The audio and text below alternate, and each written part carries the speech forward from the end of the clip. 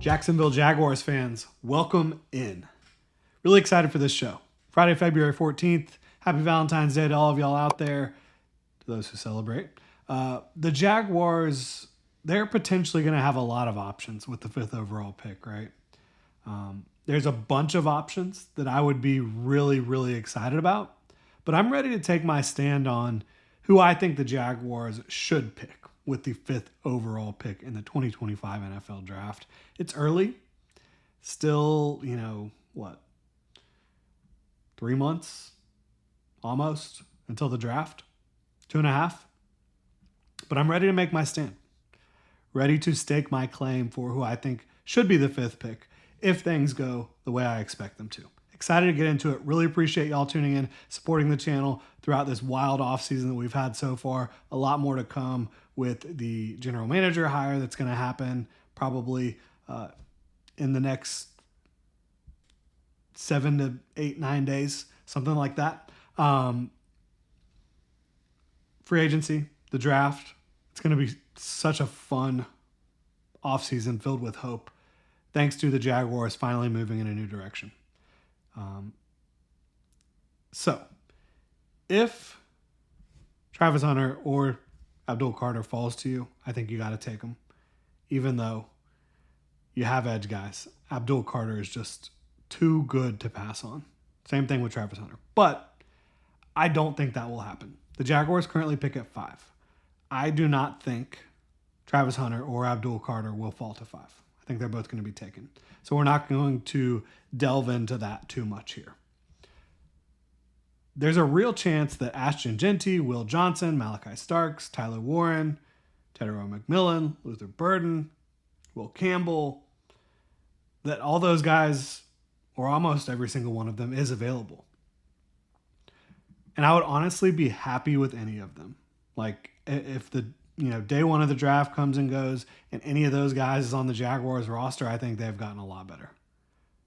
But right now, I think Mason Graham is the one. He's 4th on my board. So he's behind Carter and Hunter. He's also behind Jeanty on my board.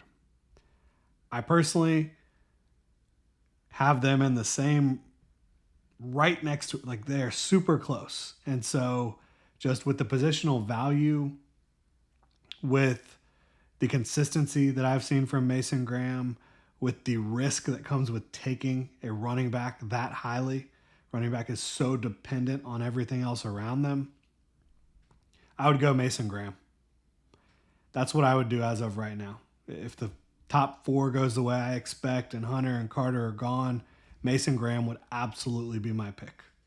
So looking at how he wins, at Michigan, he's 6'3", 320 pounds, explosive off the ball. Very, very explosive off the ball. You watch him get out of his stance, get his hands active. He's getting at you quick, and it can be overwhelming. He's agile to change directions and quickly plant and shift his angle or trajectory in pursuit. He's flexible throughout his frame, which allows him to absorb contact and maneuver around it, right? And keep his body going in the direction that he wants it to go.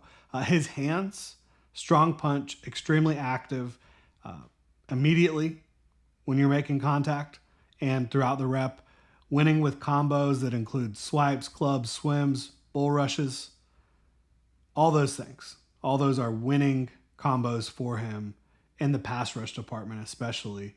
And then those hands in tandem with his explosiveness off the ball and his ability to kind of shuffle his feet to cross you up to get you going in the wrong direction, it's deadly, and it really does overwhelm offensive linemen, his combination of traits. There's reps where it looks like you're watching a seasoned all-pro versus like a high schooler out there. Plenty of them, and that's against quality competition, right? I think as a pass rusher, his 8 quarterback hits on true pass sets, it led all college defensive linemen in 2024.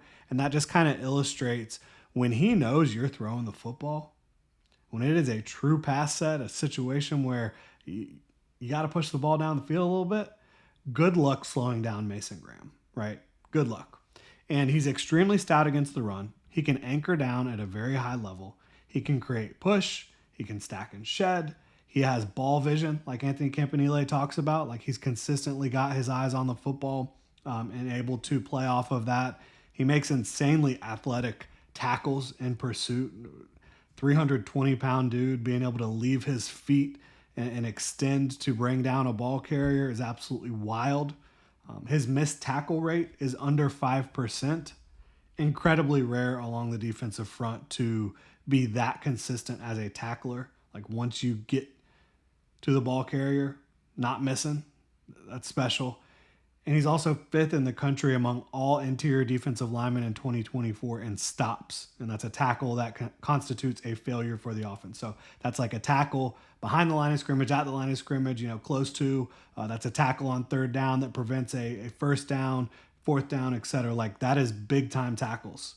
And he was 5th in the country in those, while being one of the most consistent run defenders and productive pass rushers among the interior defensive linemen.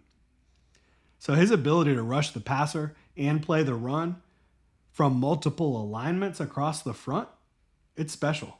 True versatility for him as a interior defensive lineman. You can even line him up, against the tackle, and he's going to be able to create push. He's going to be able to use his athleticism.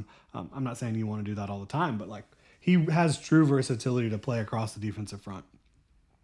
So for one, like, he's going to help out Josh Hines-Allen and Trayvon Walker in these clear pass rushing situations incredibly. Like, unlocking those guys with a true blue interior defensive lineman that has the type of pass rush juice and even more potential to unlock. He's still a young player. That would be really special. And, he makes Eric Armstead expendable after 2025. That's an aging veteran who's on an expensive deal. He gives you a tandem to build around long-term on the interior with Mason Graham and Mason Smith, law firm of Mason and Mason. Patent pending on that. I think that you go get him at 5. In free agency, I think you definitely address right guard, corner, safety, without question. Those are the positions you got to address in free agency. Maybe even wide receiver. You're going to have plenty of cap space to be flexible with what you want to do here. You go BPA at a premium position at 5. I'd take Graham over Genty. I would. I just can't. I can't take a running back who I have in the same tier as an interior defensive lineman who just has so much potential and so much talent. I think it's a more important position. And now look, you can be like, well, I thought you said Saquon Barkley should have been the MVP. I think he should have been. I absolutely do. But I think it's a better bet that Mason Graham is going to become a top 5, top 7 interior defensive lineman is that Ashton Genty is the next Saquon Barkley. And look, Saquon Barkley, to be an MVP caliber producer, it took him having a great offensive line in front of him, a great defense across from him, elite wide receiver play.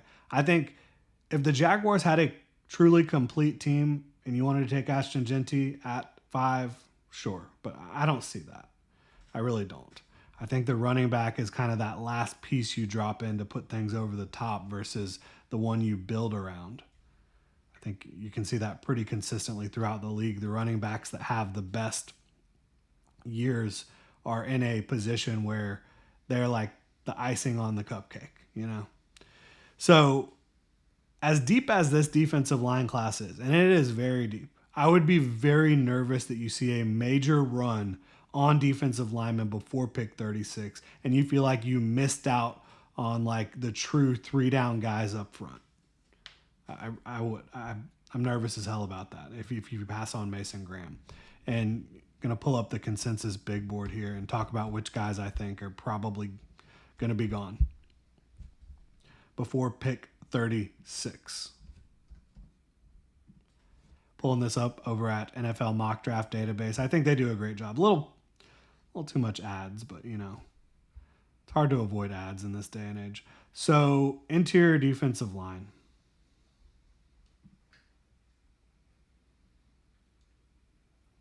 if it wants to pull up. There's an ad. Interior defensive line. You've got, obviously, Mason Graham. Walter Nolan, who has insane potential as an interior pass rusher. Kenneth Grant, Mason Graham's teammate. Derek Harmon, Oregon. Tyleik Williams. I think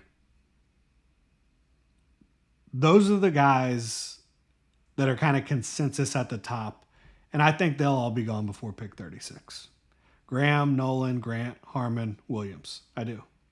You've also got Deone Walker, who is a project.